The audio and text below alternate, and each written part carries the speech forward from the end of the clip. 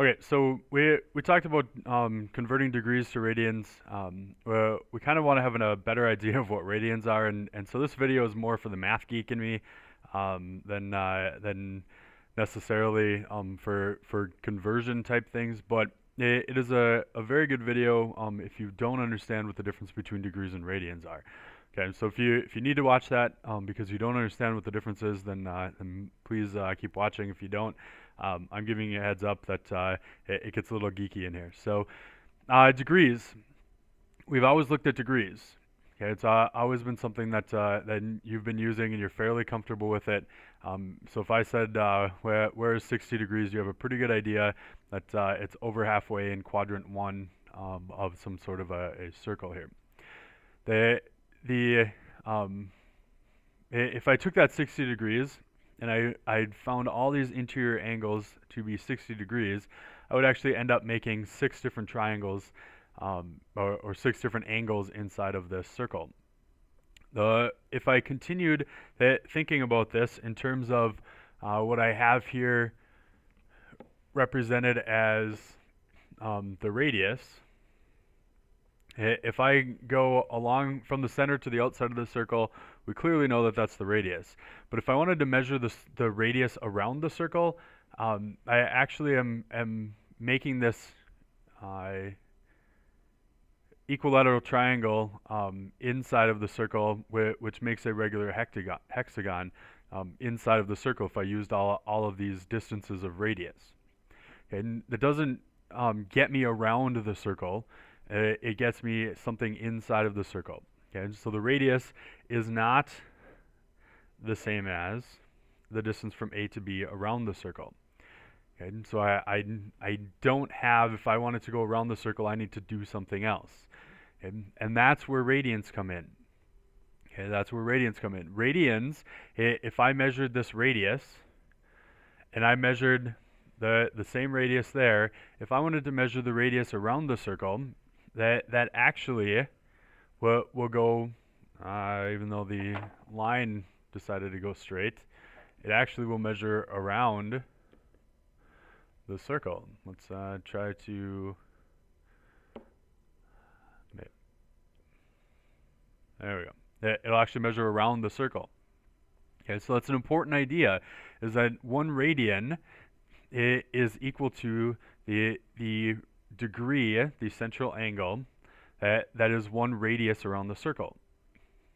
Okay, and so if I, in theory, were to make this circle smaller, so let me take and make a new circle here. If I were to make this circle smaller with the same center, okay, so that the circle looked like this,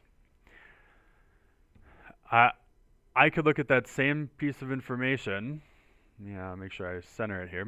I could look at that same piece of information, but the radius then would go to this point and to this point. But this radius and this radius is still going to be 1 radius around the outside of that circle. Okay, so it doesn't matter what the size of the circle is. All that matters is what the radius is. So the distance around the outside is going to be in comparison to what the radius is. And so if I were to continue taking 1 radius all the way around the circle, I end up with 3, 4, 5, 6 different radiuses around the circle. And I have this little piece that's left over here. Okay, that little piece is actually 0.28 of a radius that's left over. And so I have 6 full radius, plus I have 0.28 radius that are left over.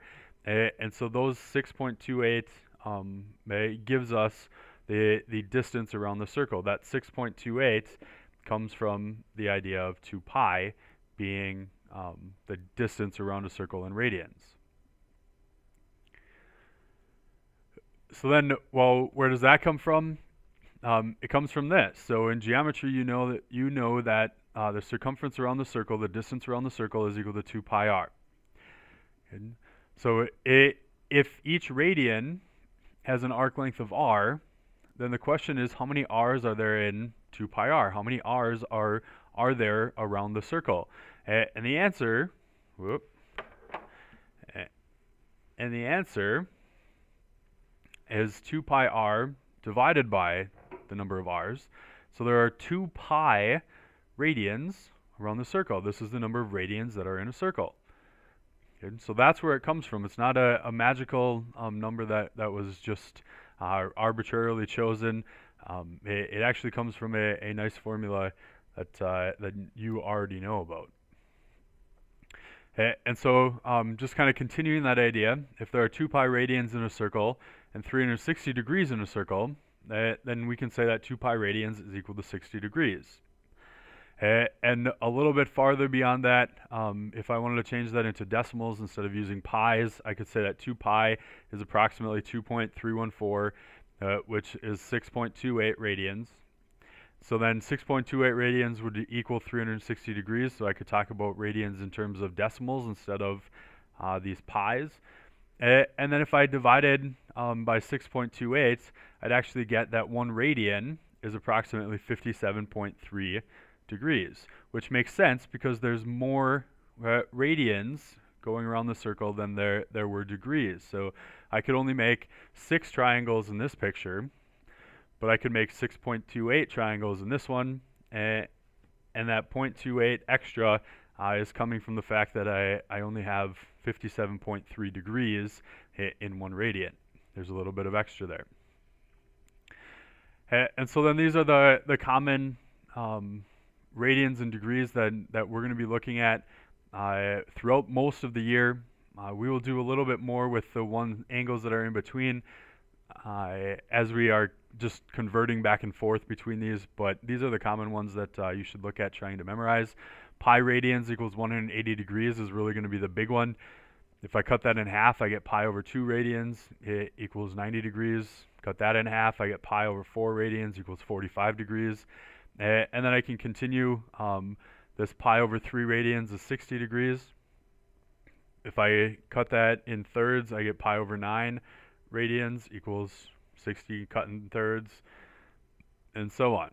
Okay, and this will continue until we end up all the way around the circle again.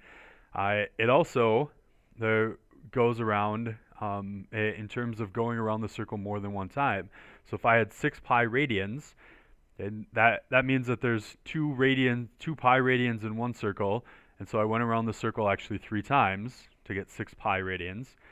It is equal to 1080 degrees, which is 3 circles or 3 rotations around the circle in degrees, 360 times 3.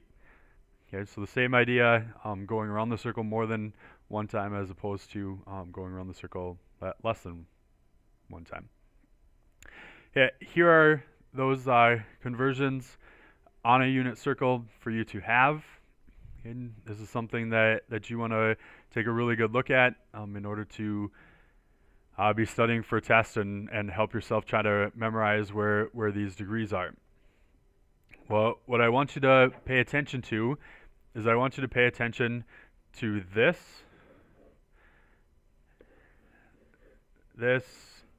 and this, how those are related. So I obviously start at 0. I go 30, 60, 90. Well, I went up by 30 degrees each time. I have pi over 6, and then if I go up another pi over 6, I end up at pi over 3, which is 2 pi's over 6. And if I go up another pi over 6, I end up at 3 pi's over 6, which is reduced to pi over 2. So if I go another 30 degrees, I end up at 4 pi over 6, reduced. Another pi over 6 is 5 pi's over 6, doesn't reduce. Another pi over 6 is 6 pi over 6, which reduces. Another pi over 6 is 7 pi over 6, which doesn't reduce. Another one is 8 pi over 6, which reduces. Another one, 9 pi over 6, reduces. Another one, 10 pi over 6, reduces. 11 pi over 6 does not reduce. And 12 pi over 6, okay, actually reduces to 2 pi.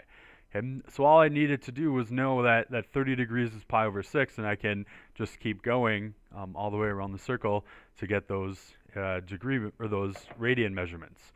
And so that's going to help you to be able to fill in the circle to have an idea of where each of these are. So if I go in multiples of 3, I'm actually at the axes. If I go anywhere in between those, I'm obviously then in between. So let's take all those off for a second and take a look at this one in comparison to this one. So if I go 45 degrees, I'm at pi over 4. If I go another 45 degrees, I'm at 90 degrees, which is at pi over 2. 2 pi's over 4. Okay, reduced. If I go another 45 degrees, I'm at 3 pi's over 4. Another 45 degrees, I'm at 4 pi's over 4. Another 45, 5 pi's over 4. Another 45, 6 pi's over 4, reduced. Another 45, 7 pi's over 4. And another 45, 8 pi's over 4, which reduces. And so this breaks down to you needing to know that 30 degrees equals pi over 6, needing to know that 45 degrees is equal to pi over 4, and then you can fill in the rest of the circle if you needed to. Okay, it's a shortcut for helping you to try to remember this.